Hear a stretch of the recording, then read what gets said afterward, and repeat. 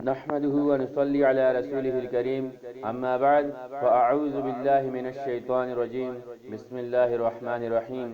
آج کی وعظ میں آپ کے سامنے ربیع الثانی کا تعارف اور اس میں ہونے والے واقعات و حادثات پیش کروں گا۔ ربیع کا لغوی معنی ہے بہار، ثانی کا لغوی معنی ہے دوسرا۔ اس اعتبار سے ربیع الثانی کا مطلب ہوا دوسری بہار۔ ربیع الثانی اسلامی سال کا چوتھا مہینہ ہے۔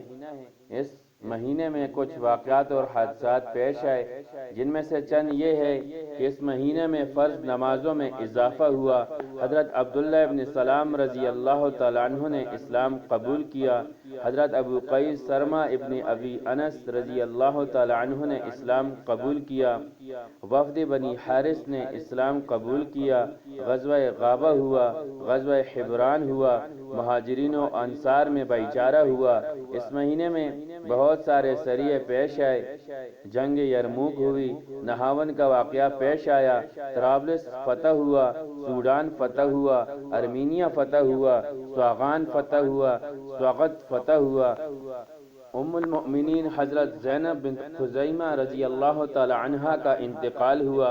حضرت ابو دردہ رضی اللہ تعالی عنہ کا انتقال ہوا۔ حضرت کعب بن مالک رضی اللہ تعالی عنہ کا انتقال ہوا۔ حضرت سلمہ ابن اکوع رضی اللہ تعالی عنہ کا انتقال ہوا۔ حضرت عبداللہ ابن جعفر رضی اللہ تعالی عنہما کا انتقال ہوا۔ حضرت خارجہ ابن زید رضی اللہ تعالی عنہ کا انتقال ہوا۔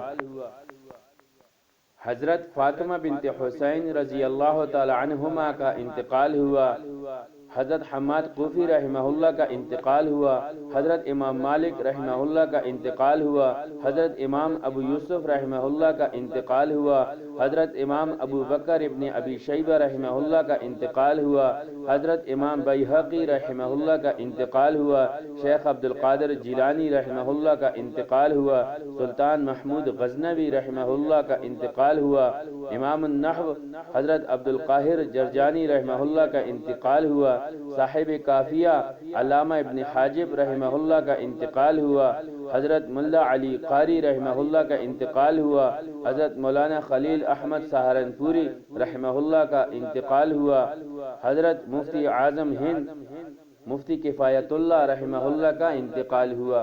اللہ رب العزت ہم سب کو بھی اپنی پسندیدہ و محبوب ہستیوں کے نقش قدم پر چلنے کی توفیق عطا فرمائے۔